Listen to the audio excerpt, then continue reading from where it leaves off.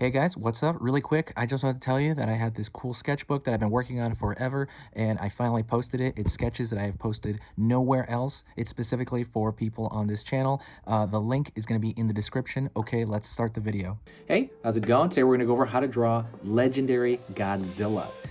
This is the version from the 2014-15, and King of the Monsters Godzilla 2019. That version of Godzilla has very, very specific proportions, and I'm going to go through it. I'm going to make this video because it's by popular demand, because people really like the Shin Godzilla version I did. If you want to see other versions of Godzilla, let me know. One thing to know, this is for beginners, and I'm going to go through the entire process. Half of it's going to be sped up, so you don't have to just sit and watch me scratch at paper. That is pretty much the entire thing. If you like videos like this, do me a huge favor and hit that like button. I'm going to be updating here every week. So that's pretty much it. Let's get started.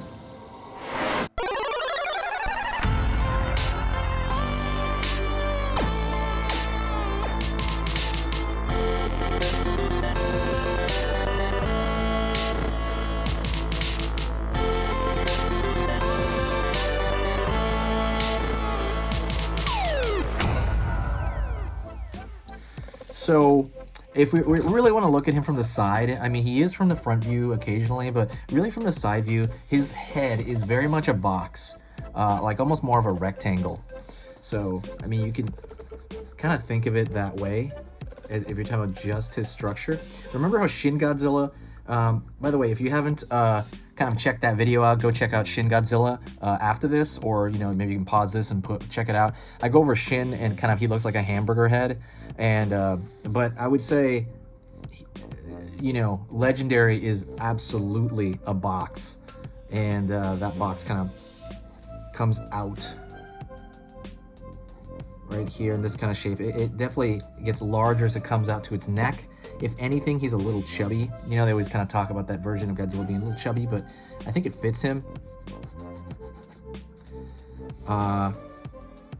And then obviously the rest of the body. But right now we're just gonna go again, the shoulders kind of area.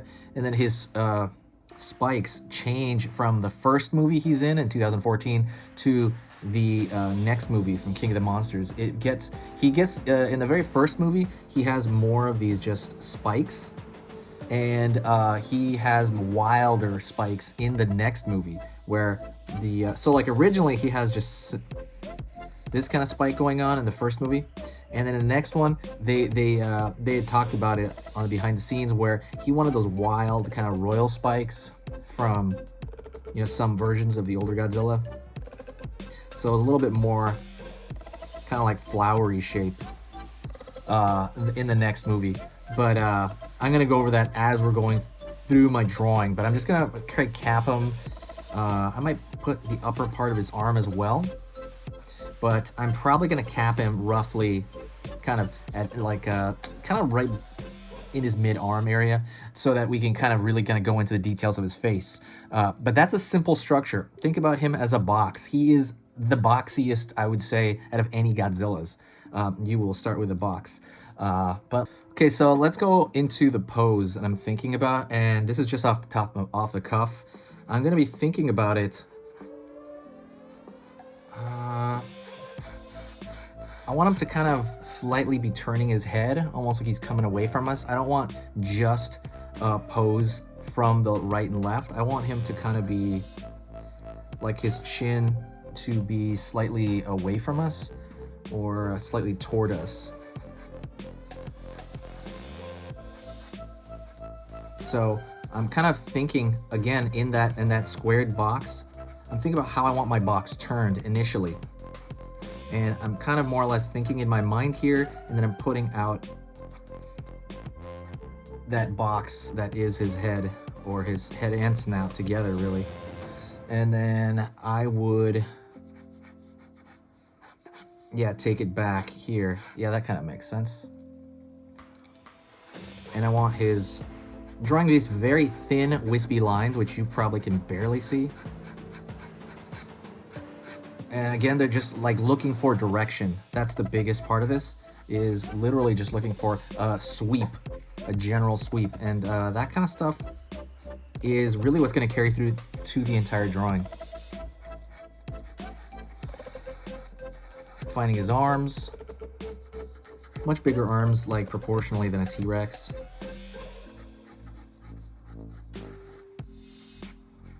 His other arm would probably be, if his shoulders are like this, the other arm might be coming out the side, but not really. It's probably going to be in the distance over here. You might be able to see it.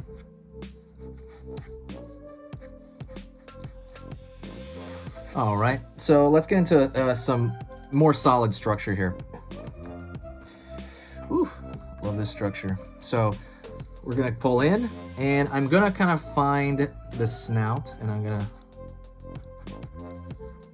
start shaping that out here.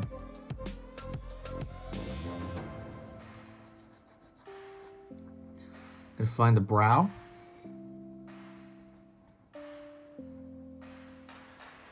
I'm gonna start separating this square into the brow and the front of the snout. Even the snout will taper in, so I'm kind of breaking that box up. So what I'm thinking is, like maybe like a sculptor chiseling into like a block of stone. And I'm searching these things out gradually.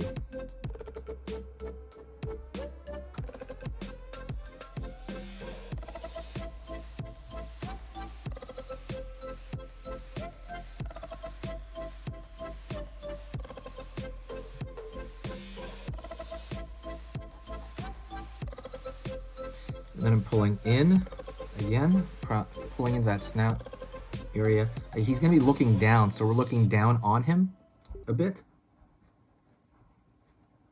You know, to make him look larger, we probably should have been looking up at him, but I kind of like this pose more of him kind of angling his snout downward. So as you can tell, see, I'm cutting into that box, making things kind of smaller as, again, they come down to the snout. And they'll become more and more obvious.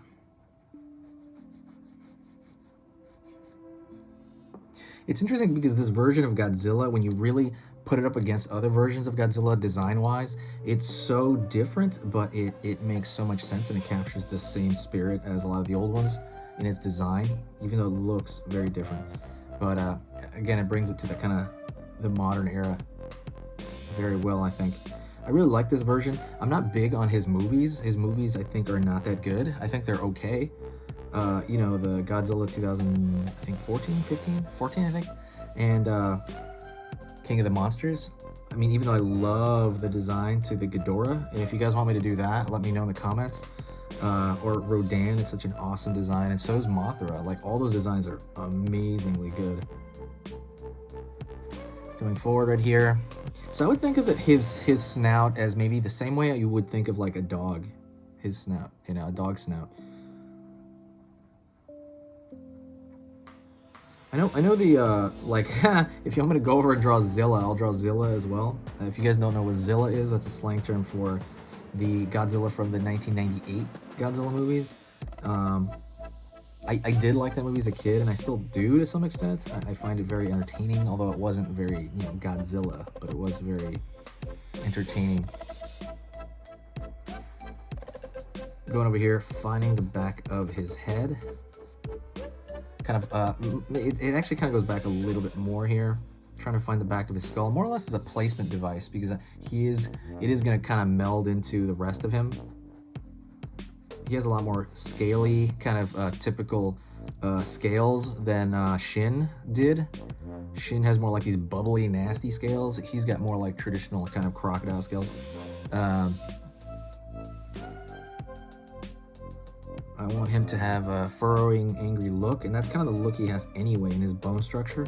There is somebody online who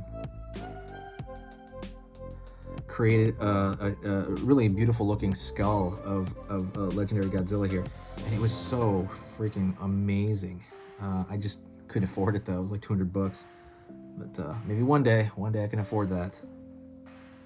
Going in right here into the eye and really starting to shape out that kind of shadow of where the eye is going to be, and I really find my confidence from that area, usually the eyes. When I get the eyes down, then I feel pretty good. As you can tell, like, evolutionarily, I think nothing about Godzilla could make sense, because he's too big. Like, he'd have to be eating this insane, I know there's a video on that too, like how much would he have to eat a day for him to live, and it just wouldn't make any sense, you know, as far as like an actual animal would go.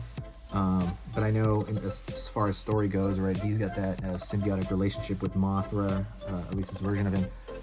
I like all that stuff where they try to kind of push science into it. I just don't, you know, it's just not gonna fly when he's this big. He'll just collapse on himself, right? Something this large, a little too large. But I love everything about kaijus. They're so freaking amazing.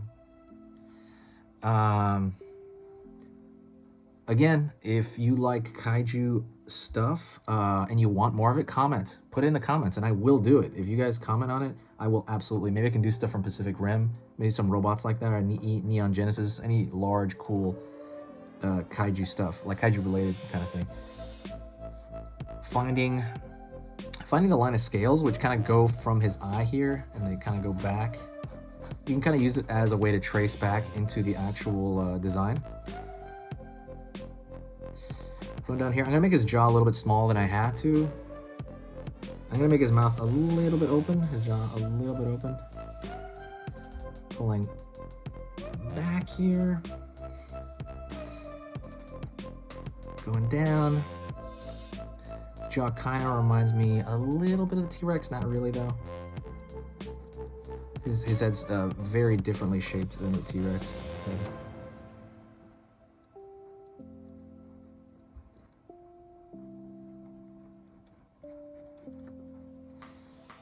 In.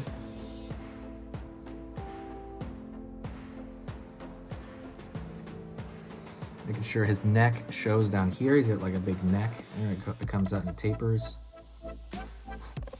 Always thinking of like scale in terms of proportion. I'm sorry, proportion. Think of a proportion. But as far as scale goes, from one appendage to the other. Obviously, he's a gigantic kaiju, but we're thinking of more how big is his arm in comparison to his head. Things like that are important to keep in mind, especially with a character like him. Plus, not a little bit in more.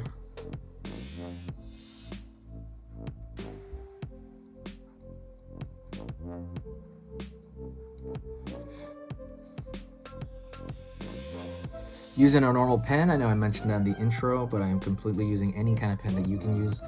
I do prefer certain types of pens. For example, I would prefer, well, I don't have it right now, but there are certain zebra pens that I like a lot more than just a pen like this.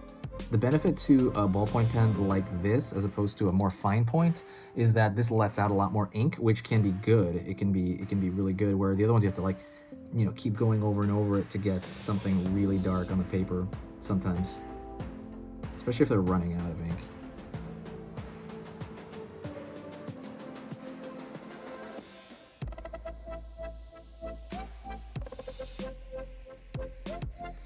Like up here in Godzilla, I think I'm maybe just giving him that eye. I'm not sure. I'll decide later. Looks so friendly. I think he looks so friendly because there ain't no teeth yet. So I'm gonna throw in smaller teeth. As far as proportion goes of his face, his teeth are relatively small, I would say, for his head. It's not like when you look at a T-Rex and he has this gigantic banana teeth. He doesn't really have that. Obviously, they're big enough to, like, you know, kill anybody because he's Godzilla, but I think in proportion to the rest of his body, they're relatively small. I know I heard a video, there's so many cool videos online, and I'll try to link a couple in the description of the science of Godzilla. Like, if he was to be alive, how powerful would his roar be, right? And I think they were saying that would pretty much blow out your eardrum if you're anywhere near it. And it probably would not be a great idea to be near Godzilla when he roared. Because, yeah, it's totally going to blow out your eardrum. I'm going to cut this ridge down a little bit behind him, actually. Ooh, sorry, my computer's wigging out. What the hell? Turn that sound down on the computer in general. Yeah, I'm gonna take some of the ridge out. He had a little bit too big of a brow line, so I took that out a bit. I might move the whole brow a little bit forward, just a little bit forward. A little forward, and I might squeeze the ridge a little bit more. I think it's a little bit too big, but I can adjust it gradually, and I think value and shading can also kind of adjust that on its own. I also think the cheekbone over here, which if you call it on a lizard, is a little bit too big as well. The jugo bone, which is essentially the cheekbone right here, I think it's a little too large, so I'm gonna pull it back a bit.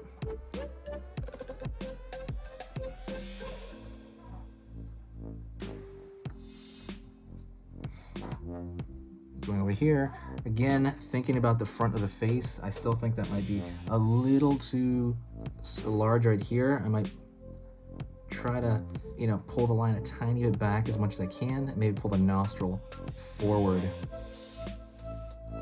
There's still adjustments you can make in pen, so don't forget that. You can always make slight adjustments in pen.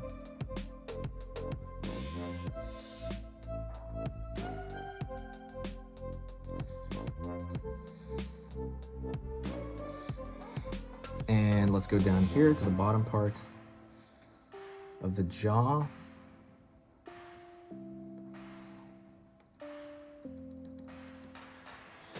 Hear that pen wiggling around.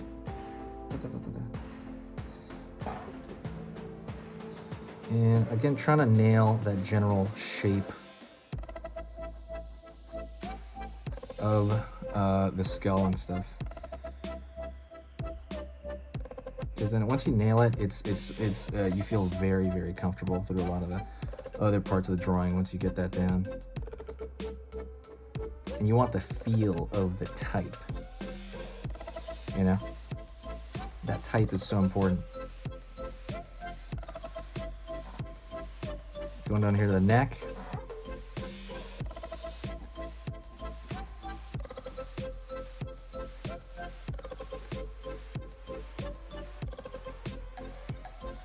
Over here, I want to work on the proportion more, so I'm going to kind of look at, you know, other aspects of him as well, in terms of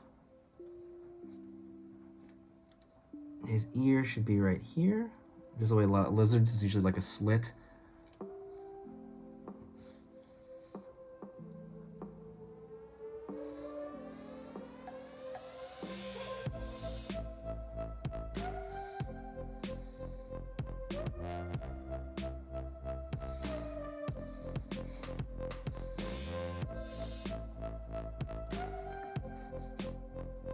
Gonna draw a line back here and think about how wide his head is turning, and think about where the neck turns into the shoulder. So right now, it's hitting the top of his shoulder here, and there's gonna be a little bit of a plane change over here. His arm is kind of muscular, not really. He's got obviously the ball of the deltoid up here. But I want it to pull in because then it's going into his chest area. And you can see kind of his pectoralis a little bit. You can definitely see the clavicle. And where are these spikes going to be? Maybe like here. And I'm gonna draw placeholder spikes, like very light, until I, you know, have a better understanding of them, and I'll go into them a lot more.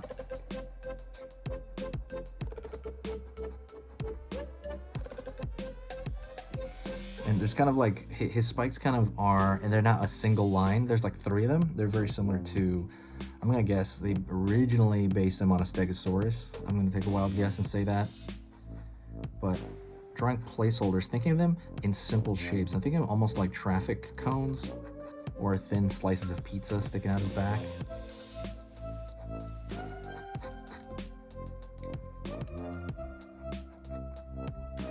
Probably the pizza slice out his back is the easiest analogy I can think of. Drawing a few, trying to make sure they stick on the page here.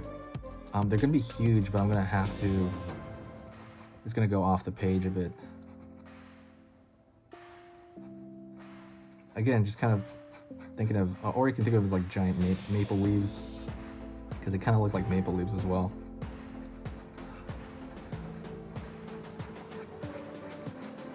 Finding his rib cage over here, where that's going to be, and the rest of his body over here. And then I'm going to go in here, go to his hands.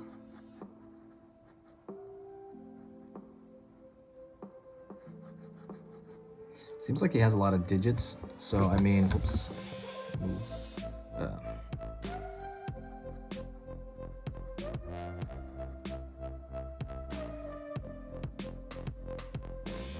Sometimes they're curled in, sometimes they're not.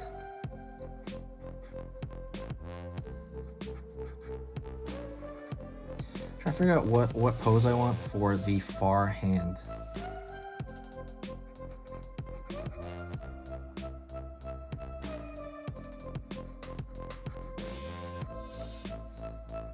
And they're not thin either, they're kind of chunky. I'm trying to think of what the far hand pose is going to be. It's going to come out the other end. I might just draw it like dismissively, just kind of like, you know, like he's not doing anything in particular. He might, or you could draw it like,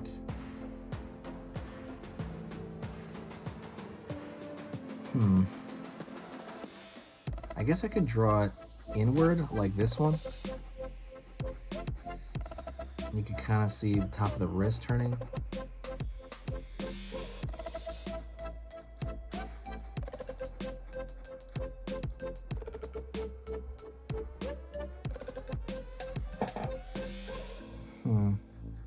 Like I'm toying with this, and I'm aware this is pen. You only have so many shots in pen to kind of scribble around like this. You have a few shots, but it's not, you don't have, it's not infinite. He does have a opposing thumb, so he does have that. Yeah, I'm gonna toy with that as well a little bit more. Going up here.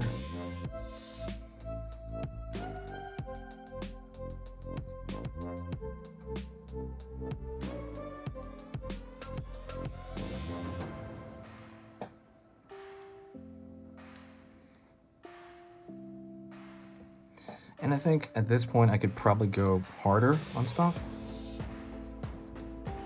He also has these rather large scale shapes coming away from that.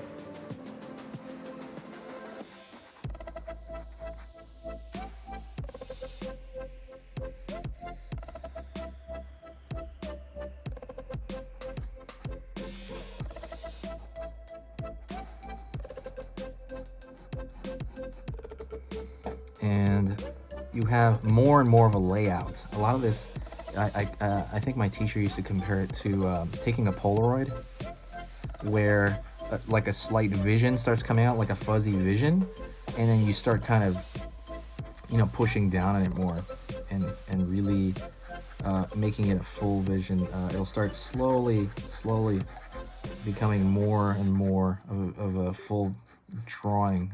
It'll become darker and darker. And okay, we got this pose. I'm pretty good with the pose, actually. I'm gonna start digging into it a little bit further.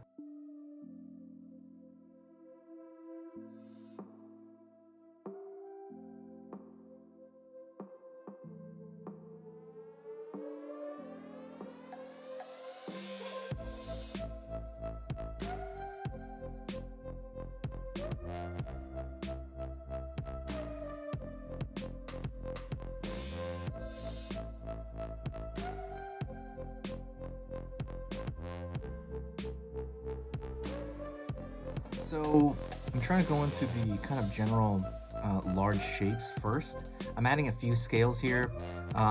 His scales on the side here are larger than the ones that kind of trail away over here, and also obviously much larger than the ones that are butting up right against his spikes. But I'm thinking in large shapes first.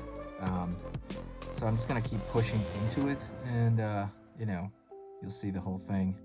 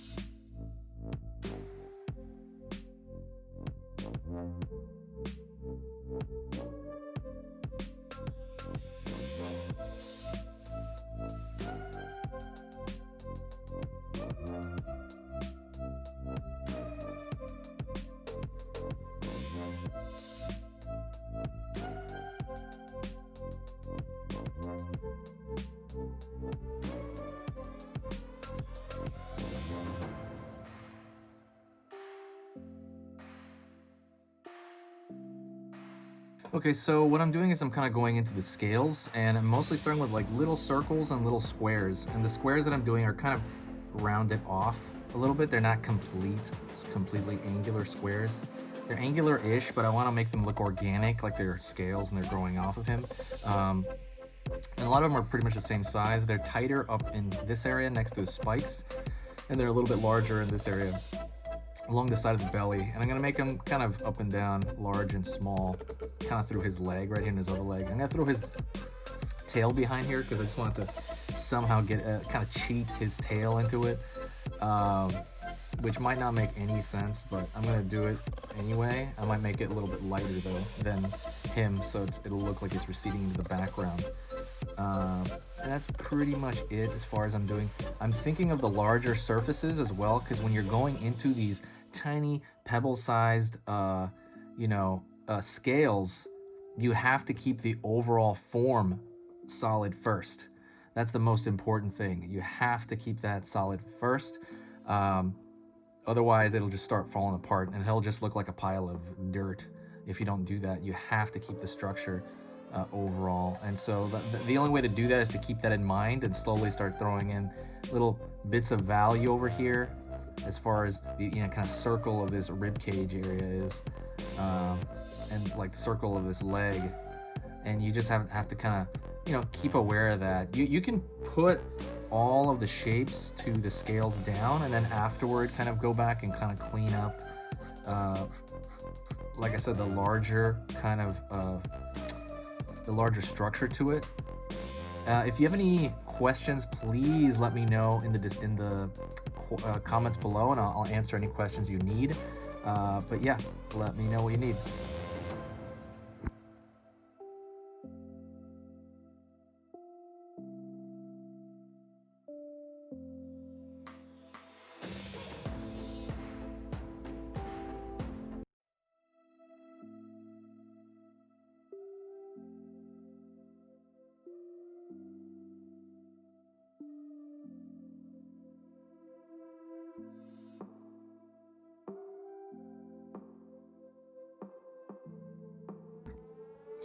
Okay, that's it for this sketch.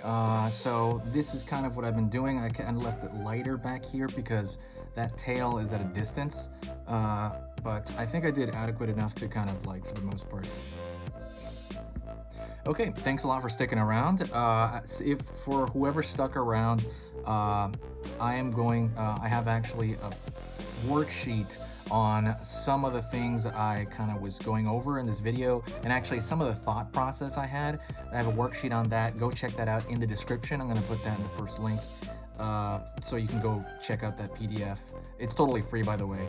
But yeah, and that's kind of it. The way I did this in the back here, I put this a little bit lighter to show that it is far back, and then maybe it would be a little bit of atmospheric perspective on that. If you have any questions, let me know in the description. If you want to see another version of Godzilla, also leave that in the comments below, and I will talk to you guys next time.